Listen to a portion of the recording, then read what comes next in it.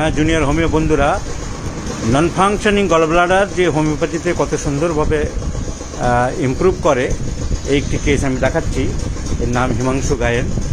তো গরিব মানুষ, ওরা কষ্ট করে জীবিকা নির্বাহ করে, অথচ ওর এই পেটের গন্ডগোল, ডিসপেপসিয়া, নন ফাংশনিং গলব্লাডার, লক্ষ লক্ষ টাকা খরচ করেছে, বহু ডাক্তার, বহু হসপিটাল, কোনো রিলিফ পায়নি, কোনো ইমপ্রুভমেন্ট কিছুই হয়নি। আমার কাছে আসার পরে মাত্র 2-3 বার ওষুধ দিয়েই ও সম্পূর্ণ সুস্থ হয়েছে।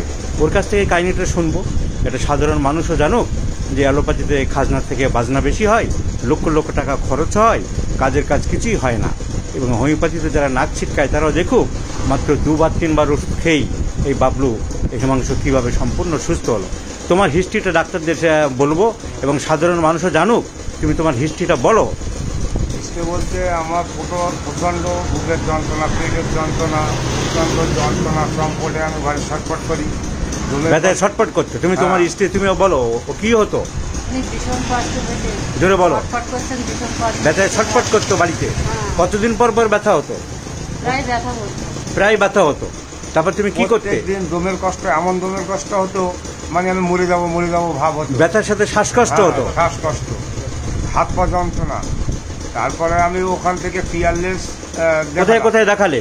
পিয়ারলেস দেখালাম, পিয়ারলেস হসপিটাল, জিআর মহাপাত্রকে দেখিয়ে ওখানে কমসে কম আমি মোটে না হোক 50-60,000 70,000 টাকা ওখানে দিয়েছি, কোনো কিছুই হয় না। গলা দমের কষ্ট হয়, জিআর মহাপাত্র বলে ওটা ইন্ডোস্কোপি করতে। তারপরে কোথায় গেলে? বলছি ওর ইন্ডোস্কোপি করলো, কিছুই পেল না। উনি নিজেই ইন্ডোস্কোপি করলেন, কিছুই পেল না। হ্যাঁ বললো আস্তে আস্তে কমে যাবে, ওষুধের পরে ওষুধই দেয়, কোনো কিছু হলো না। ওখান থেকে আমি ওয়েল কিংয়ে যাই, ওয়েল কিংয়ে বড় ডাক্তার, সে 500 টাকা ফি, তাকেও দেখায়, তাও কোনো কিছুই হয় না। সে ফটো টটো হ্যান্ড ট্যান্ড কিছু হয় না। পিয়ারলেসে ডক্টর মহাপাত্র বলে একজনকে দেখিয়েছিলে, তারপরে ওয়েল কিনে এলে, ওয়েল কিনে একজনকে ডাকালে, তারপরে কি করলে? জয়দেব পালকে দেখালাম। ডাক্তারের নাম বলতে হবে না। তারপরে ওখান থেকে ছাড়লে তবে বিভিন্ন জায়গায় দেখালে। মোট কথা তোমার কোনো ইমপ্রুভমেন্ট হয়নি। বিভিন্ন জায়গায় অ্যালোপ্যাথি করেও তুমি কোনো আশাতীত উন্নতি হয়নি।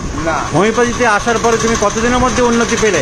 আমি হোমিওপ্যাথিতে আসার সঙ্গে সঙ্গে মোট কথা হচ্ছে প্রথম ডোজ খাওয়ার পরেই আমাকে আস্তে আস্তে আমি দেখলাম সে পেটের যন্ত্রণাও কমে যাচ্ছে, বুকের যন্ত্রণা।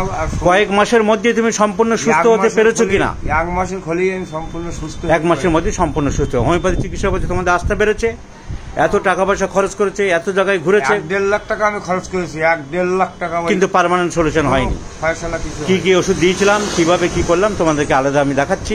এবং সাধারণ মানুষও জানুন যে গরিব মানুষরা লক্ষ লক্ষ টাকা খরচ করেও কাজের কাজ কিছুই হয় না, অথচ হোমিওপ্যাথি নামে এই সমস্ত চিকিৎসকদের নাক ছিটকানি মনোভাব ভালোই রয়েছে।